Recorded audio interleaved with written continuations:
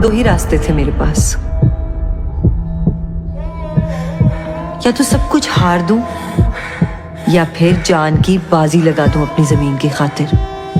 फैसला इतना मुश्किल नहीं था मेरे लिए। सब कुछ हंसी खुशी चल रहा था, लेकिन फिर सिंध में डाकुओं का दौर आया और हमारे खानदान पे जैसे एक आफत आ गई। पहले मेरे भाई को मारा और फिर पापा को जाली केस में जेल हो गई। सब कहते थे अब इस खानदान में बस औरतें ही तो हैं और इनका जमीन पर क्या हक। सबकी नजर हमारी जमीन पर, लेकिन इन्हें शायद ये नहीं पता था कि हमें ये सिखाया गया था कि एक वो तुम्हारी माँ है जिसने तुम्हें पैदा किया और दूसरी माँ है तुम्हारी जमीन। छोटे, जल्दी अंदर जाओ। जुल्फिकार को बोलो संदूक से गोलियां निकाले, जल्दी जाओ। और भाग को छोड़कर कौन भागता है?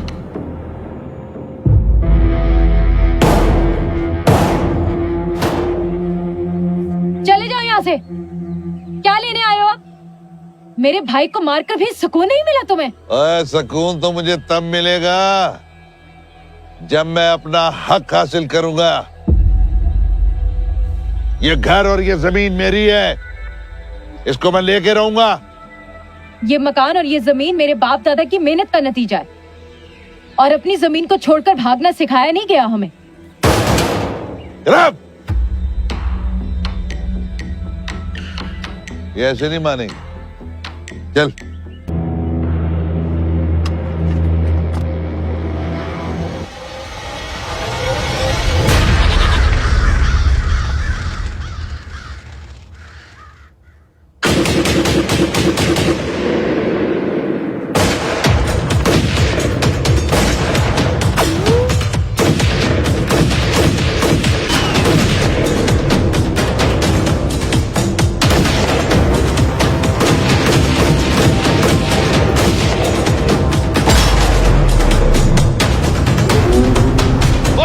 ऊपर ऊपर ऊपर।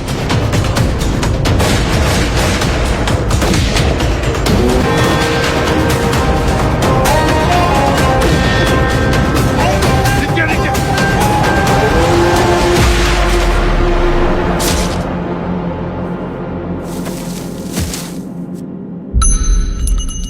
तो औरतें संभाल नहीं सकते। यार ये तो ठुस है। बंदे और भेज, जल्दी जल्दी उतरो, जल्दी जल्दी जल्दी उतरो, चलो चलो चलो। हाला जा बढ़।